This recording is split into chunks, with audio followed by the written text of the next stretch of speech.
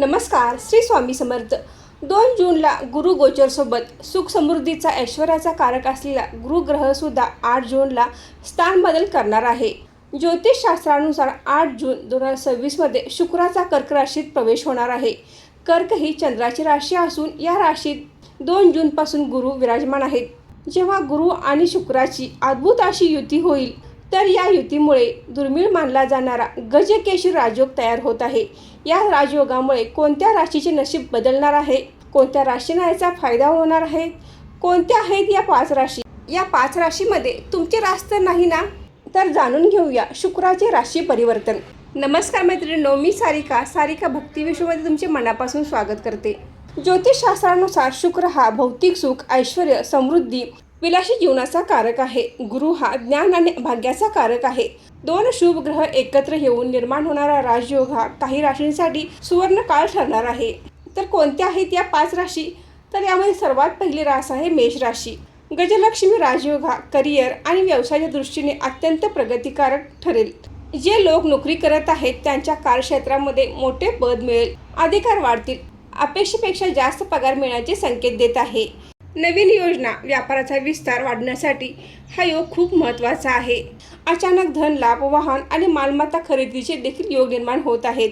त्यानंतरची दुसरी राशी आहे कर्क. हा गजलक्ष्मी राजयोग हा कर्क राशीत निर्माण होत आहे. यामुळे या राशीच्या लोकांना गुरु शुक्र यांच्या युतीमुळे सर्वाधिक लाभ होणार आहे. आत्मविश्वास वाढणार आहे, ज्यामुळे समाजामध्ये मान सन्मान, प्रसिद्धी वाढणार आहे. नवउद्योजकांना, व्यापाऱ्यांना व्यवसायामध्ये नवीन कंत्राट मिळण्याची दाट शक्यता आहे. उत्पन्नाचे नवीन एकापेक्षा जास्त स्रोत निर्माण झाल्यामुळे आर्थिक बाजू भक्कम होणार आहे. त्यानंतरची तिसरी रास आहे कन्या.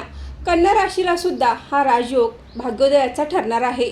जुन्या समस्यापासून मुक्ती मिळणार आहे. भागीदारीत व्यवसाय करणाऱ्या लोकांना प्रचंड आर्थिक नफा होणार आहे. नवीन फायदेशीर करार सुद्धा पूर्ण होतील. सुख आणि चैनीच्या वस्तूंसाठी खर्च होईल, पण वेगवेगळ्या मार्गाने पैसा येत राहिल्याने तुमचा बँक बॅलन्स वाढणार आहे. जुन्या गुंतवणुकीमधून मोठा परतावा मिळण्याचे संकेत हा राजयोग देत आहे. जुने एखादे कर्ज असेल तर ते फेडण्यासाठी मदत होईल. या राजयोगाचा लाभ घेणारी 4थी राशी आहे वृश्चिक. हा काळ या राशीसाठी आर्थिक सुबत्ता निर्माण करणारा आहे. जे लोक आयात निर्यातीशी जोडलेले आहेत त्यांना या राजयोगामुळे अपाट यश मिळण्याचे संकेत हा राजयोग देत आहे. नोकरीच्या ठिकाणी तुमच्या कामाचे कौतुक होईल. वरिष्ठांच्या मदतीने रखडलेले मोठे प्रोजेक्ट अत्यंत यशस्वीपणे पूर्ण होतील. कोर्ट कचेरीमध्ये मालमत्तेच्या वादात तुमच्या बाजूने निकाल लागेल. आरोग्य देखील उत्तम राहील. या गजकेसरी राजयोगाचा लाभ घेणारी 5वी राशी आहे मकर. या राजयोगामुळे मकर राशीच्या लोकांची आर्थिक समृद्धी, भौतिक सुखामध्ये प्रचंड वाढ होणार आहे.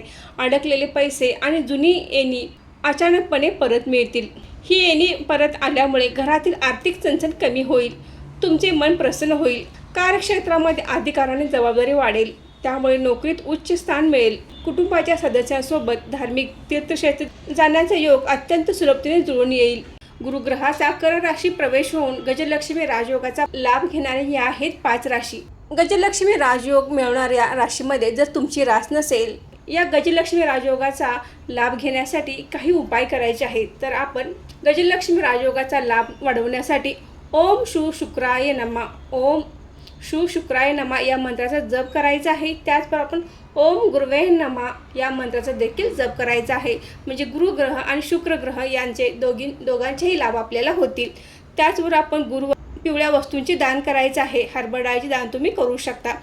आणि शुक्रवारी पांढऱ्या वस्तूंचे दान करायचे आहे. दूध, साखर अशा वस्तूंचे तुम्ही दान करू शकता. ज्यांना या गजलक्ष्मी राजयोगाचा लाभ झालेला आहे त्या राशींनी आणि ज्यांना लाभ होणार नाही अशा राशींनी देखील हा उपाय करायचा आहे. त्यामुळे सर्वांनाच या गजलक्ष्मी राजयोगाचा लाभ मिळेल.